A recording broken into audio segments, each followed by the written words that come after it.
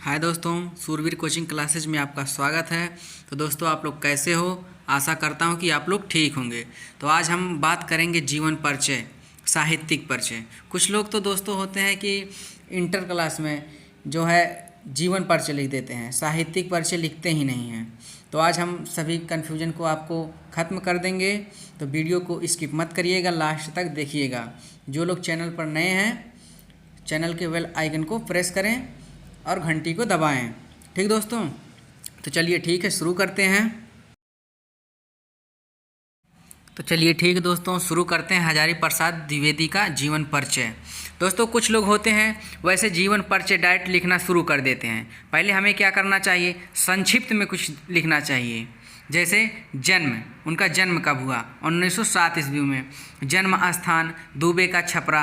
पिता का नाम क्या है, श्री अनमोल द्विवेदी। मृत्यु कब हुई उनकी, 1979 ईस्वी में। उनकी मुख्य कृतियाँ कौन कौन है, अशोक के फूल, कुटज, विचार प्रवाह, कल्पलता आदि। ठीक दोस्तों, संक्षिप्त में लिखने के बाद अब विस्तार से लिखेंगे।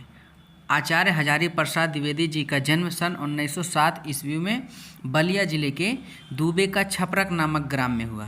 इनके पिता का नाम श्री अनमोल द्विवेदी था, जो कि एक ज्योतिषी थे। ठीक है दोस्तों, अतः ज्योतिष की शिक्षा द्विवेदी जी को उत्तराधिकार में प्राप्त हुआ। इन्हें संस्कृत का ज्ञान भी उत्तराधिकार में मिला। ये संस्कृत के ज्ञाता थे। इनकी भाषा का विशेष विख्यात शांति निकेतन संस्था से हुआ। आगे देखते हैं। उसके बाद 11 वर्ष तक ये हिंदी भवन के निर्देशक के रूप में कार्य किए। वहीं इनके लेखन और अध्ययन का विस्तृत कार्य प्रारंभ हुआ।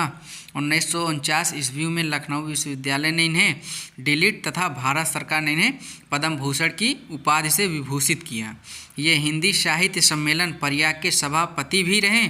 19 मई 1979 ईस्वी को यह स्वर्ग सिधार हो गए। ठीक दोस्तों, अब जीवन परिचय लिखने के बाद हेडिंग डालेंगे साहित्यिक परिचय अथवा साहित्यिक योगदान। उनका साहित्य में योगदान क्या रहा। ठीक दोस्तों, तो आचार्य हजारी प्रसाद द्विवेदी एक प्रख्यात निबंधकार, आलोचक, संपादक तथा उपन्यासकार रहे। इसके अतिरिक्त ये कुशल वक्ता भी रहे।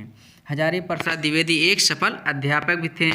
इनके साहित्य पर संस्कृत का अधिक प्रभाव था। ठीक दोस्तों, आगे देखते हैं। इन्होंने हिंदी साहित्य के इतिहास पर नवीन दृष्टि से विचार किया। इन्होंने हिंदी साहित्य का आदिकाल में नवीन सामग्री के आधार पर शोधपरक विश्लेषण प्रस्तुत किया। इनकी कृतियाँ निम्न हैं। ठीक दोस्तों, अब इनकी कृतियाँ देख लेते हैं। कर्म क्षेत्र, मतलब इनका कर्मों में इनका क्षेत्र क्या है। ठीक दोस्तों, निबंधकार, उपन्यासकार, अध्यापक, संपादक। ठीक दोस्तों, निबंध संग्रह, अशोक के फूल, कुटज, विचार प्रवाह, विचार और वितर्क, आलोक पर्व, कल्पलता आदि। उपन्यास, बाणभट्ट की आत्मकथा, चारुचंद्र लेख आदि। आलोचना, सूरदास, कालिदास की लालित्य योजना आदि। साहित्य में स्थान, इन्होंने इन कार्यों को करके हिंदी साहित्य में अपना गौरवपूर्ण स्थान पा लिया है। ठीक दोस्तों, जिनको नहीं समझ में आया होगा वो कमेंट करके पूछ सकते हैं। तो चलिए ठीक है दोस्तों, मिलते हैं आपसे अगले वीडियो में।